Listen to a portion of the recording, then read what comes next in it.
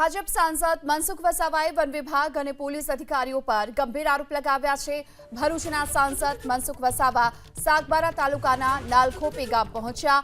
અહીં તેમણે ગામના ખેડૂતો સાથે સંવાદ કર્યો।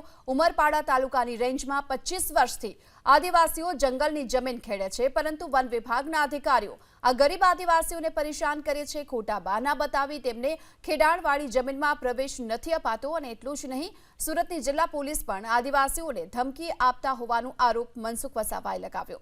મનસુખ વસાવાએ સુરત જિલ્લા પોલીસને પડકાર ફેંક્યો છે કે ગરીબ આદિવાસીઓને પરેશાન કરતી સુરત જિલ્લા પોલીસ મોટા માફિયા સામે કાર્યવાહી કરી બતાવે। ફોરેસ્ટ ખાતું ત્યાં બેબાકડું બન્યું છે, જાણે કોઈ મોટા ગુના હોય તે રીતના અમને ધમકાવે છે, ડરાવે છે। અને પોલીસ પણ જે ખરેખર સુરત જિલ્લાની અંદર મોટા મોટા ગુનેગારો છે તેમને પકડતી નથી। સીધા સાદા અમારા ગરીબ આદિવાસી જે 25 વર્ષથી જંગલની જમીન ખેડે છે એને ધમકાવવા માટે વિડીયો જોઉં છું, જે પોલીસ અધિકારી આદિવાસીને ડરાવે ધમકાવે છે। અરે ડરાવે ધમકાવે આદિવાસીને ધમકાવો, તમે જાઓ બીજા મોટા મોટા સુરતની અંદર કેવા મોટા મોટા માફિયાઓ છે એને પકડો, તો હું જાણું કે સુરત જિલ્લાની પોલીસ બહુ કાબિલ છે। આ તો બિચારા 25 વર્ષથી જંગલની જમીન ખેડે છે, જેને ભોગ આપ્યો છે ઉકાઈ ડેમની અંદર, એને મદદ કરવી જોઈએ આવા લોકોએ।